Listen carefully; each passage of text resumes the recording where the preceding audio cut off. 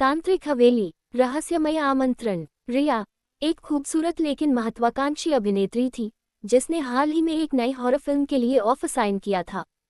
Film की shooting एक सुनसान जंगल के बीचों बीच बनी एक पुरानी हवेली में होनी थी, चंद्रमाया हवेली। डायरेक्टर बोला, रिया ये रोल बड़ा खास है। ये हवेली रियल है और इसकी हिस्ट्री भी। तुम्हें बस यहाँ कुछ दिन रहकर नेचुरल शूट देना है। रिया राजी हो गई, लेकिन उसे क्या पता था कि वो कैमरे के लिए नहीं, किसी तांत्रिक आत्मा के प्लान के लिए वहां भेजी जा रही है। पहली ही रात जब सब सो चुके थे, रिया को लगा कोई उसकी छाती पर बैठा है। उसकी सांसें थमने लगी और कोई साया उसके शरीर को छूने लगा। उसने आंखें खोली तो सामने एक अधजली काली छाया खड़ी थी। उसकी आंखें अंगारे जैसी जल रही थीं और उसकी सांसें गर्म धुएं की तरह रिया के गले में उतर रही थी। वो चीखी बट नो साउंड। उसकी आवाज जैसे किसी ने छीन ली हो। सुबह हुई तो शरीर पर नीले निशान थे और यादें अधूरी। डायरेक्टर ने पूछा तो बोली, बुरा सपना था। रिया ने धीरे धीरे महसूस किया कि हर रात कोई उसकी देह से खेलता है। कोई अदृश्य शक्ति उसे छूती है, चूमती है और बंधन में बांधती है। एक रात उसने आईने में देखा, उसके पीछे वही तांत्रिक खड़ा था जिसके गले में हड्डियों की माला थी और जिसकी जीभ काली और लंबी थी। उसके चेहरे पर सनक थी, जैसे वो रिया को सिर्फ अपनी मांसल भोग्या समझता हो। हवेली के पुराने नौकर से रिया को सच्चाई पता चली, ये आत्मा तांत्रिक कालभैरव की है।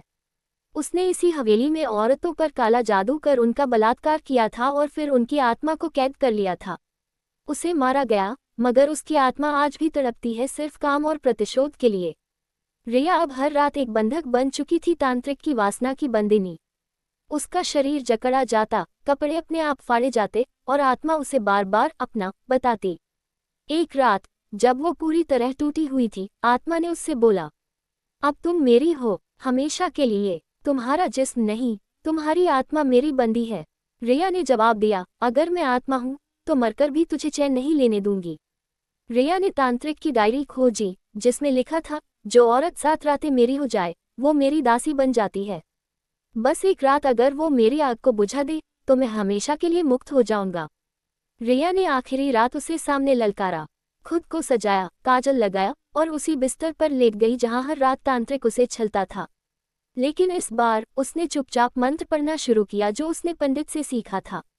जैसे ही आत्मा उसके ऊपर आए, रिया ने तांत्रिक की हड्डियों की माला उस पर फेंकी और मंत्र पूरा किया।